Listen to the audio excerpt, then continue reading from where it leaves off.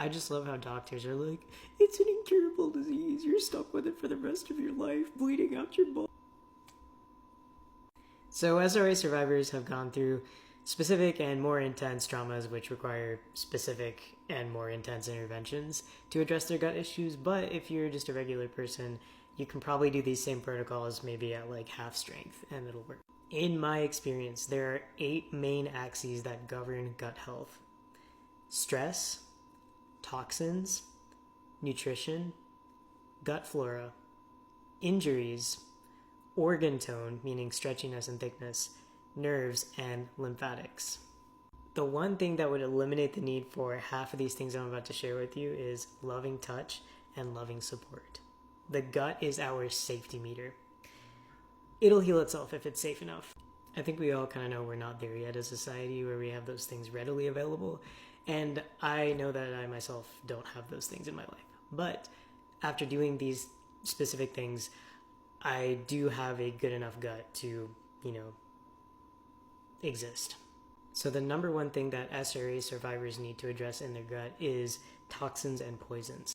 A lot of us were taken to labs and experimented on. Things were injected into us and we were forced to eat stuff. There was even radiation that was put on us, like 1930s Evil Mustache Man style. There was the Munchausen by proxy, usually perpetrated by our parents, because doctors' visits were kind of like the cover for taking us to trafficking.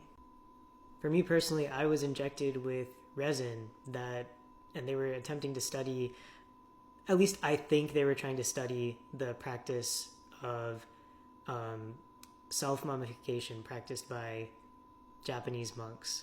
I don't know because I don't remember them talking about why they were doing it, but that's my best guess. I think I've gotten most of it out of my system, but there's still times when I'm still flushing it out, like traces of. So a lot of this stuff is going to remain in your system over the long term. There are 3 stages or steps to detoxing toxins and poisons out of your system. The first is internal detox, which is going to be you're drinking detox juices. Second is external detox, which is something like detox baths, which takes place outside of the body. And the third is chelation, which is the ingestion of a substance that will soak up the free toxins that are freed when you're giving yourself these detox baths and detox juices.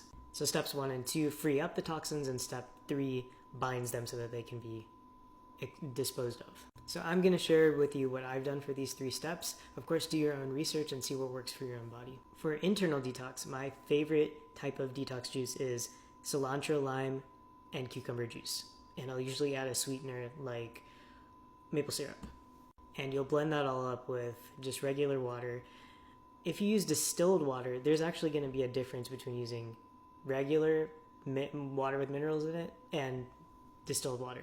Distilled water is way more intense. It's basically like an empty void that's going to suck out like a ton of stuff from you.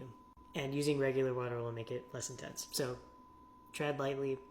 If you're going to try distilled water, try it in small quantities and see how you react. For external detox methods, which is your detox baths, the first thing to do is a radiation bath, which is going to be 2 pounds of baking soda and half a cup of sea salt.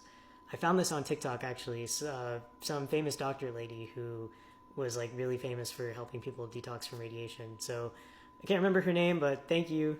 I did this bath for like 2 weeks straight, every other day, and it significantly helped my system calm down. It really helped the radiation and specifically the resin come out of my system. For pain relief, you can add spearmint and eucalyptus essential oils. They smell really good together too. There are lots of other detox baths available. You just type it up on TikTok and see what comes up and see what your mind and body kind of gravitate to.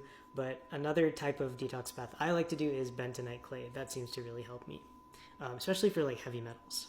Now for chelators, which is the substance that's going to pick up all of those free toxic chemicals that have come up, what I like to use is actually cilantro juice. Works as a chelator for my body. And when you make it with regular water, not distilled water, then it's going to function as a chelator. Whereas with distilled water, it's going to function more as a detoxer. So I will make a full mason jar full of that cilantro juice recipe and divide it into like 4 and then drink it over the next couple of hours. Now be warned, cilantro is super, super powerful. I could handle it because I kind of worked myself up to it, and I would try like a half cup and try different intervals until my body adjusted to the cilantro. So you'll want to do the same thing. Approach all of these things with extreme caution, because even though they're natural, they're not gentle. You'll want to take a chelator before, during, or after your detox regimens, internal and external. So you're going to want to see what works for you. And other options are activated charcoal, and there's also some seeds that work as chelators. So again, just search on TikTok and find options and try them out. So to recap, the first step towards healing your gut as an SRA survivor is to clear toxins and poisons out of your system. You'll want to do an internal detox, which is detox juices, external detox, which is detox baths, and a chelator substance that will soak up all those toxins that have been freed. Yeah, this is going to be a multi-part video, so see you in the next one for the next protocols.